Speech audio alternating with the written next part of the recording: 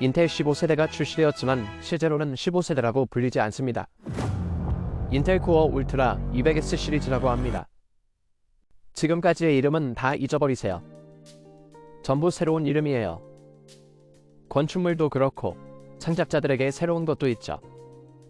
새로운 미디어 엔진처럼 새로운 IGPU도 마침내 달라졌고 그 외에도 몇 가지 새로운 것들이 진행되고 있습니다. 인텔이 취하는 방향은 매우 흥미롭습니다.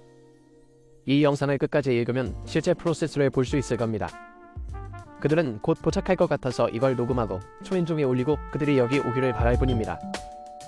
이 스폰서 영상이 마음에 들어요. 딩동. 호키즈.com을 사용하면 저렴하고 쉽게 윈도우즈 라이선스를 구매할 수 있으며 땐 20코드를 사용하는 추가 할인 혜택을 받을 수 있습니다. 구매를 완료하고 키를 복사하여 활성화 설정에 붙여넣습니다. 그리고 모두 끝났습니다. 또한 마이크로소프트 오피스 19 라이선스를 확인하고 동일한 코드 TN20을 사용하세요. 추가 할인을 받으려면 아래 영상 설명에서 호키즈.com을 확인해보세요. 이것은 며칠 전 인텔과 함께 있었던 브리핑인데 특히 크리에이터로서 여러분과 함께 살펴보고 싶은 매우 흥미로운 내용이 있습니다. 게임과 관련된 내용은 대부분 건너뛸 텐데 저에게는 지루하기 때문입니다. 하지만 CPU에서 실제로 무엇이 바뀌었는지, 무엇이 있는지 보고 싶습니다. 아시죠? 다르죠. 기본적으로 에로 레이크 프로그램은 그렇게 불리고 모바일 CPU용 에로 레이크는 같은 세대로 루너 레이크라고 불리지만 이건 에로 레이크입니다. 데스크탑의 경우 가장 중요한 것은 와트당 성능이며 이것은 기조연설에서 가장 많이 언급된 것 중 하나였으며 패키지 전력을 40%까지 줄이려 하고 있다는 것입니다. 이는 분명히 모든 사람이 13세대와 14세대에 대해 애석해했던 바이며 그들은 여전히 다른 세대에서 15%의 증가를 기대하고 있습니다. 이는 일반적으로 다중음성에서 새로운 세대의 15% 증가와 같습니다. 게임 성능을 유지하면서 스레드 성능을 높이는 것은 중요하지 않습니다. 그들은 패키지 온도를 10도 낮추기를 바라고 있습니다. 그거 정말 엄청난 일이 될 거야. 그리고 모두가 이야기하는 AI라고 분명히 말하는 새로운 IGPU도 있는데 사람들이 실제로 얼마나 사용할지는 지켜봐야겠지만 어떤 결과를 낼지 궁금합니다. 따라서 그들이 여기서 강조하고자 하는 핵심 요점은 네프터 레이크에서도 동일한 성능을 얻으려는 것이라는 것입니다. 즉, 네프터 레이크는 14900K입니다. 이것은 14900K 미개봉 패키지입니다. 그들은 절반의 전력으로 동일한 성능을 얻기를 바라고 있기 때문에 그것이 어떻게 될지는 지켜봐야겠지만 만약 그들이 그것을 시연한다면 매우 인상적입니다. 14900K는 매우 전력을 많이 소모했기 때문입니다. 그들은 실제로 24개 코어로 멀티스레드 성능을 뛰어넘으려고 노력하고 있습니다. 기억하시겠지만 14900K는 실제로 32개의 코어를 갖고 있었습니다. 그래서 8-16개의 이 코어가 있었지만 지금은 8-16으로 그걸 하려고 합니다. 하지만 이 8개는 더 이상 멀티스레드가 아닙니다. 왜냐하면 원래는 코어담 스레드가 2개였기 때문에 거기에 스레드가 16개가 있었지만 지금은 8-16개만 있어서 24개의 코어가 됩니다. 그들은 새로운 코텍스를 위한 FPGA에 대해 이야기하고 있으며 우리는 곧 그것에 대해 이야기할 것입니다. 그들은 거기서 새로운 일이 일어나고 있다고 언급했습니다. 이건 한 페이지짜리 문서 같은데 여기서 그들이 다른 점을 하려는 건 이 코어가 있고 P코어가 있다는 거예요. 그들은 다른 아키텍처처럼 실행되고 있어요. 그중 하나는 라이언 코브에 있고 다른 하나는 스카이 마운트에 있어요. 스카이 마운트의 이 코어는 이전 세대에 비해 32%의 성능 향상을 얻었지만 P코어는 단 9%에 불과했습니다. 그들은 키시가 서로 다른 코어 사이에서 실제로 어떻게 변경되는지에 대해 이야기했지만 키시는 매우 기술적이기 때문에 새로운 아키텍처에서 그것이 실제로 어떻게 좋은 성능을 보일지 알 수 없습니다. 하지만 여기서 일어나는 일은 여러분이 보시다시피 P코어 사이에 이 코어를 배치한다는 것입니다. 이전에는 P코어를 모두 일렬로 배열하고 이 코어를 모두 맨 아래에 두는 식으로 구성되었는데 이전 브리핑 때 실시간 채팅에 참여한 누군가가 이 코어와 P코어가 왜 더 이상 그렇게 일렬로 배열되지 않느냐고 물었습니다. 그 이유는 일렬로 배열하면 온도가 낮아져서 P코어가 여기 좀 늘어서 있기 때문입니다. 그러면 이 코어는 이 가운데에 있는 것 같아요. 열 선명이 더 좋은 이유는 특정 지점에서만 매우 뜨거워지는 현상이 없고 실제로 선명이 훨씬 더 넓게 분산되기 때문입니다. 이제 Xe GPU 또는 Xe-LPG 그래픽 아키텍처라고 불리는 iGPU가 있습니다. 그러니까 이게 여러분이 아는 바이고 어시 등에서 나온 것들이고 그들은 RK에서 작은 조각을 가져간 셈이죠. 마침내 벡터 엔진이 내장되었지만 제가 관심 있는 것은 Xe 미디어 엔진 또는 디코더입니다.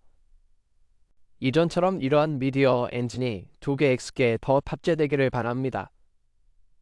매우 훌륭했지만 인텔은 브리핑에서 이 Xe-LPG 미디어 엔진이 처음으로 소니의 새로운 X7C 4K 및 8K 코덱에 대한 하드웨어 지원을 제공한다고 밝혔습니다. 이제 인텔에 이게 무슨 뜻인지 물어보려고 합니다.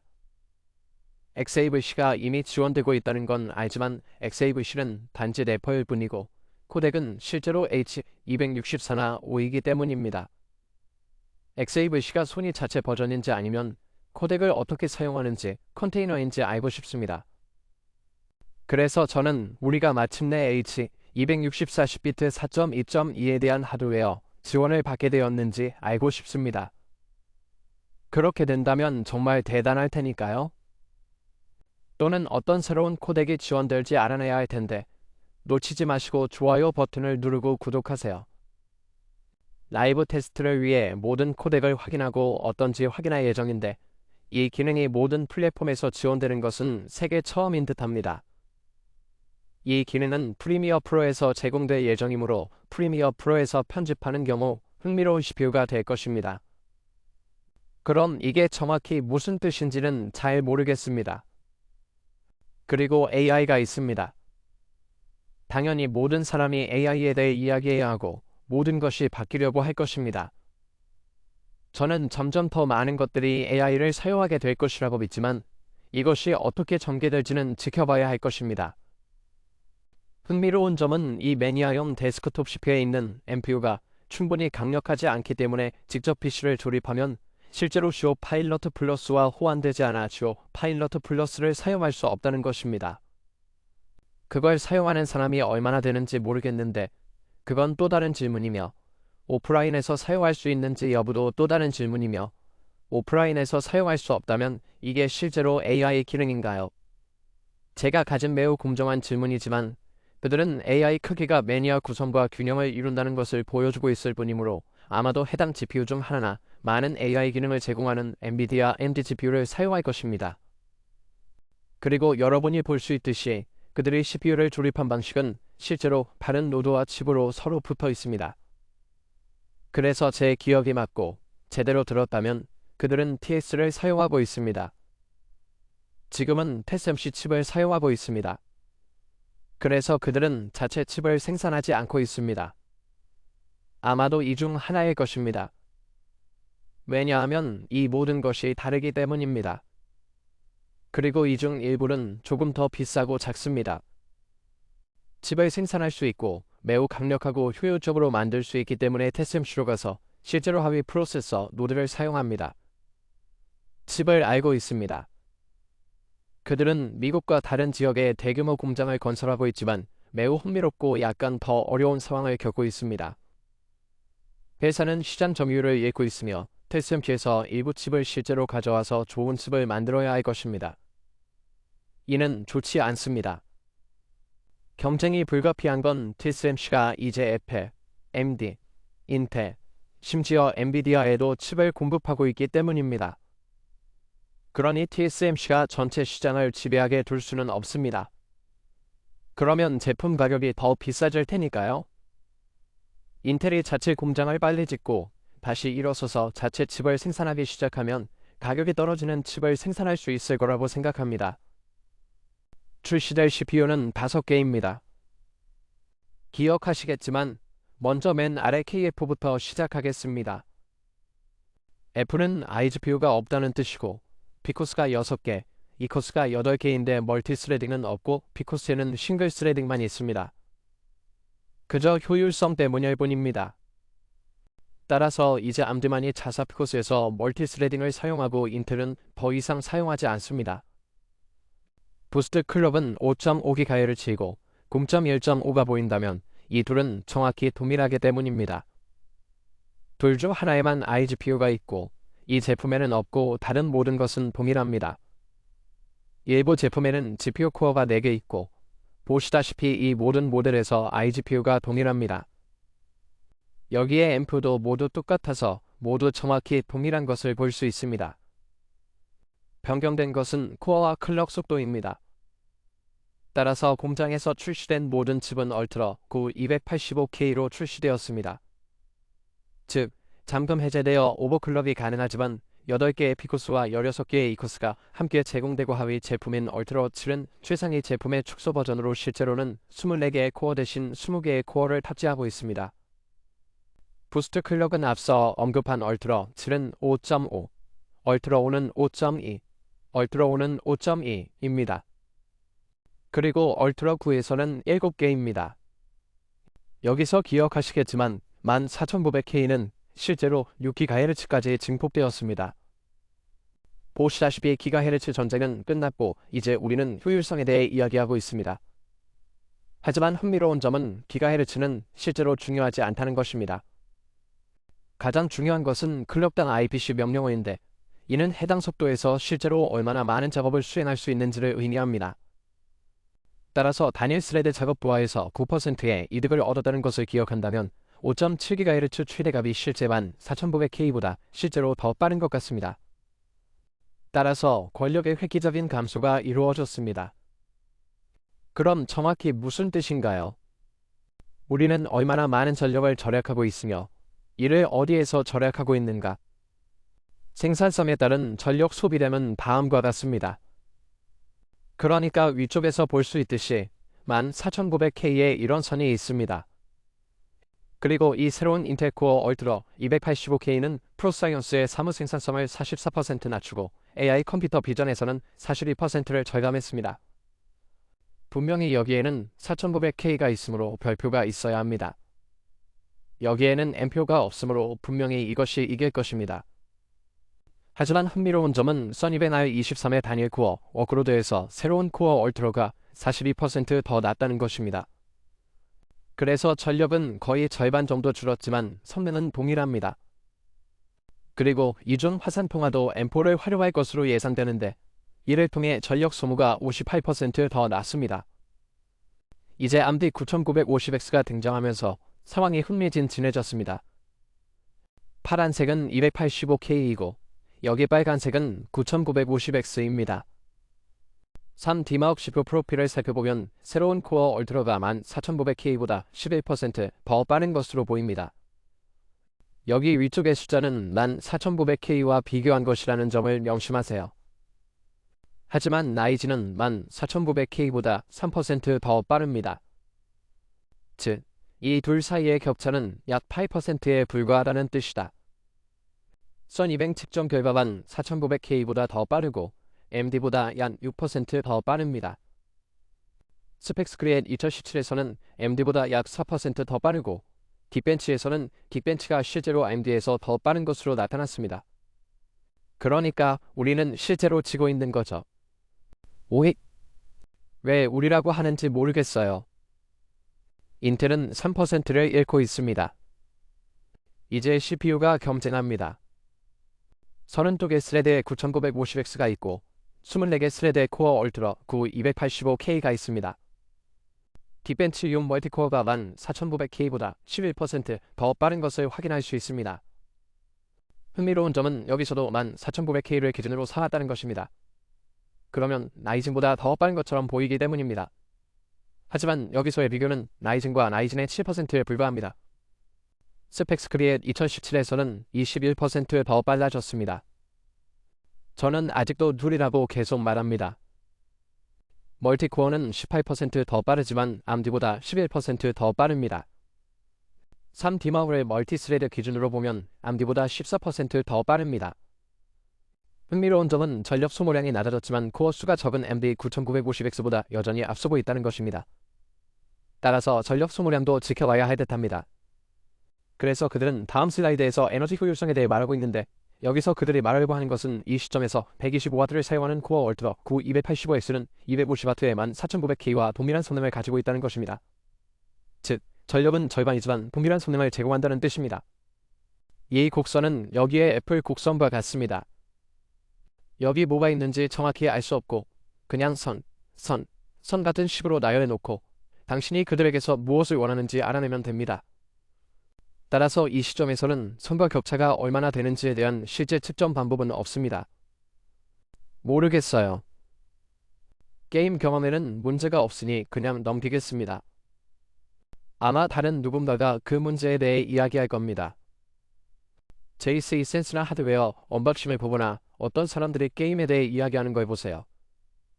그들은 단지 얼트라 9대14 900K와 비교했을 때 동일한 게임에서 시스템 전력이 80W 감소했다고 말하고 있습니다. 게임 벤치마크에 대한 추가 설명은 다음과 같습니다. 이건 게임이긴 하지만 이 쿨러는 사실 꽤 괜찮습니다.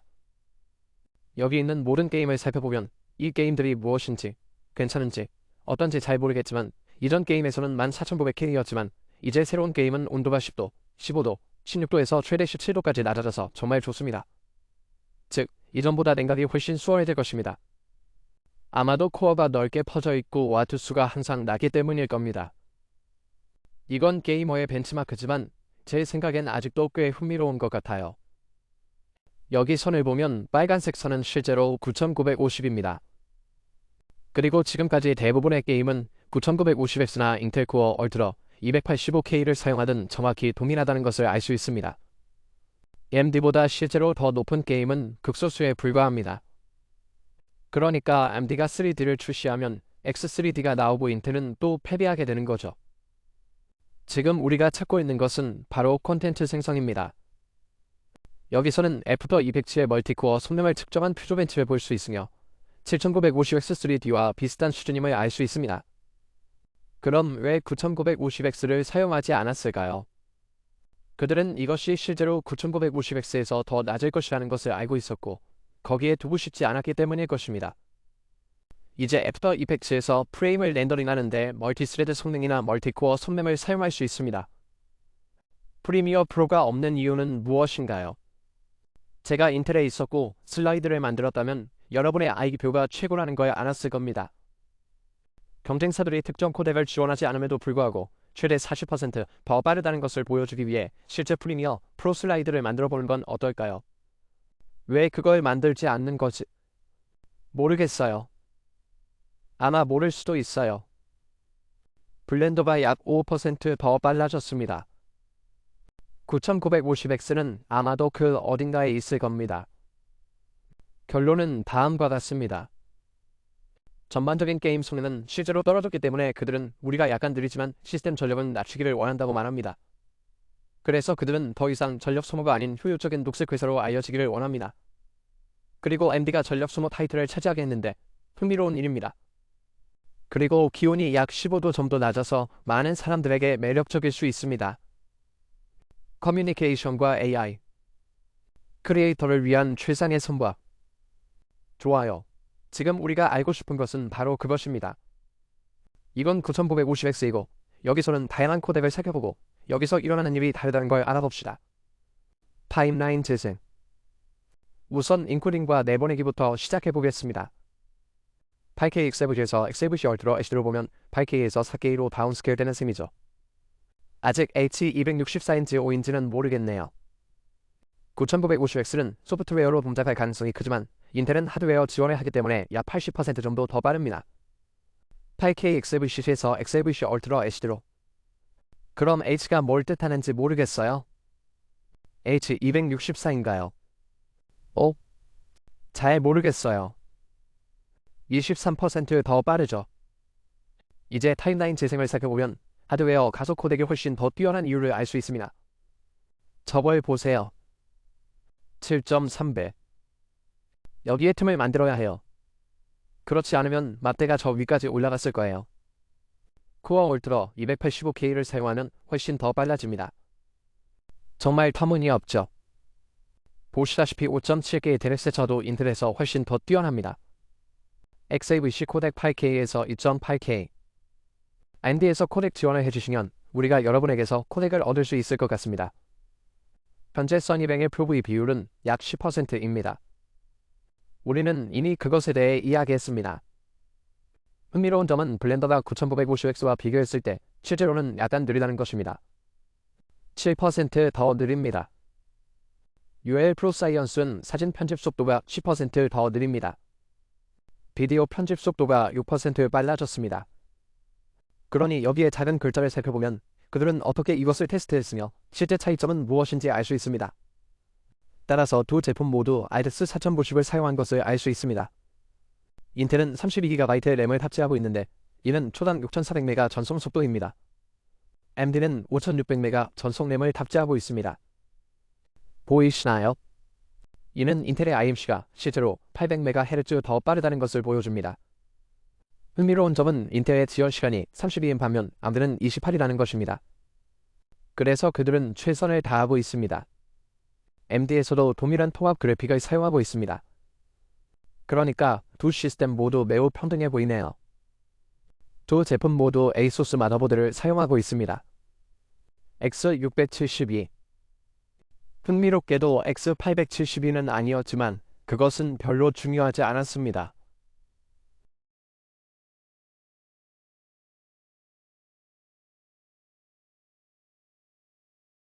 X1 프로와 나이룸 클래식은 단일 스레드 성능 때문에 선호됩니다. 그리고 어플로어입니다. 이게 뭔가요? 8K XFC와 블렌더 렌더링을 재생합니다. 보시다시피 효율성과 선바 측면에서 더 나은 셈이죠. 인텔이 거기서 매우 흥미로운 일을 하고 있는 것 같네요. AI, 블라블라블라. 저는 크리에이터로서 8배 더 빠른 타임라인 재생이 실제로 저희에게 큰 변화를 가져다 준다고 생각합니다. 좋습니다. 이제 800 시리즈 칩셋에 대해 알아보겠습니다. CPU와 칩셋에는 48개의 픽셀 레인과 20개의 픽셀 5.0 레인이 있습니다. 이게 최대 24픽셀 젠 4가지의 칩셋인가요? USB 3.2가 있죠.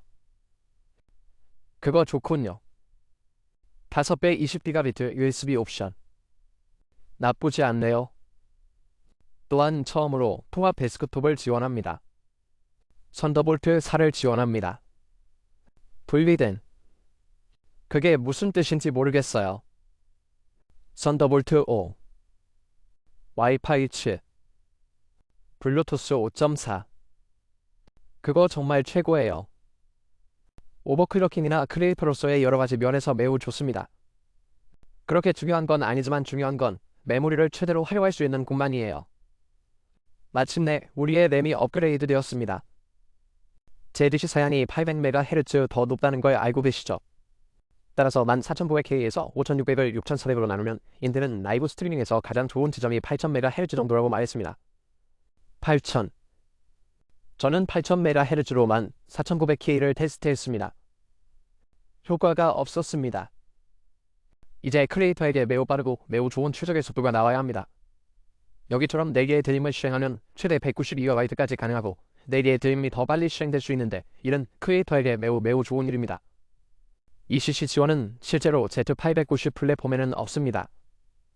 파일 플랫폼에서는 안 됩니다. 아마도 W890 플랫폼에 적용될 것 같습니다. 10월 24일에 판매가 시작되니 일부 선바 벤치마크를 기대해주세요. 일부 가격은 다음과 같습니다. 소매업에 대해 그들이 말하는 바는 다음과 같습니다. 여기 있는 모든 파트너에게 감사의 말씀을 전하고 싶습니다. 여기서 흥미로운 점은 프로세서, 스킬과 실제 사양 중 일부를 볼 수 있다는 것입니다. 이제 이걸 보세요. C4피켓 레인이 24개 있는데 제가 기억하는 것이 맞다면 이 C4피켓 레인은 PC의 젠 5여야 합니다. 즉, 20에서 25로 업그레이드했다는 뜻입니다. 칩셋에서 일부가 제거되었는지와 이것이 어떻게 작동하는지는 모르겠지만 일반적으로 GPU에 16개 레인이 있고 SSD에 4개 레인이 있으며 레인이 부족하게 되는데 이제 추가 레인이 4개 있으므로 보조적인 젠 5m 이를 사용할 수 있습니까? 그것을 봐야겠어요. 그럼 안에 뭐가 있는지 봅시다. 제품 리뷰는 10월 24일에 나올 예정입니다. 좋아요. 제품 리뷰는 제가 이 사실을 몰랐다는 뜻이지만 저걸 보세요. 이것은 Z890의 새로운 칩셋입니다. 저는 곧 이에 대한 영상을 촬영할 예정인데 그 중에는 지거바이트 에이어러스의 영상도 있습니다. 이게 그 당시 그들이 말하던 새로운 칩셋이에요. AMD, 이 영상을 보고 있다면 왜 라이즌 9000 CPU가 없는지 물어볼 수 있나요? 이 제품도 다루고 싶었지만 아직 출시되지 않았거든요. 좋아, 친구야. 게임은 뭐든 준비됐어. 왜 항상 게임인가요? 그들은 사방으로 옮겨 다녔습니다. 우리는 작은 기념패를 가지고 있습니다. 망할 놈이야. 안에 작은 코어 얼트라 스퀘어도 들어있어요. 여기에는 i5가 있고 그 다음은 i9입니다. 죄송합니다. 더 이상 i9가 아니고 얼트라 9입니다. 좋아요. CPU는 다음과 같습니다. 이러한 CPU는 다른 CPU와 약간 다릅니다. 내가 그걸 보여드릴게요. 여기 14600K가 있습니다. 이쪽에 있는 14600K와 코어 얼트라 245K의 차이를 보세요. 보시다시피 ES를 측정하면 실제로는 더 작아 보입니다. 따라서 3mm 떨어진 부분을 살펴보고 반대쪽을 살펴보면 CPU 쿨러와 실제로 접촉하는 부분의 길이도 알 수 있습니다. 그러니까 28.3mm이고 실제로는 1mm 더 길어져서 39.3이에요. 하지만 보시다시피 그들은 더 넓어지지 않고 오히려 더 가늘어지려고 노력했습니다. 마더보드의 실제 CPU 메커니즘이 어떤지 궁금하고 그래도 구부러진 CPU가 나올까요? 하지만 이전보다 덜 구부러지지만 더 강하게 만들기 위해 조금 더 강제로 만든 것 같습니다. 잘 모르겠어요. 그래서 우리는 여전히 온라인에서 $10의 브라켓이나 고핀 방지 브라켓을 구매해야 할 수도 있습니다. 14세대에서 다르게 보이는 또 다른 점은 바닥에 있는 두 개의 구멍입니다. 보시다시피 LG의 1700에는 하단에 두 개의 노치, 상단에 두 개의 노치가 있습니다. 반면에 코어 얼트라에서는 양쪽 모두에 노치가 있습니다. 그리고 아래쪽을 살펴보면 왼쪽에 보시다시피 실제로 더 많은 핀이 있습니다. 코어 얼트라는 핀 수가 더 많습니다. 측면에 핀이 줄지어 있는 것을 쉽게 볼 수 있습니다. 이건 아마 테스트용 핀과 비슷할 거예요. 조금 다르거든요.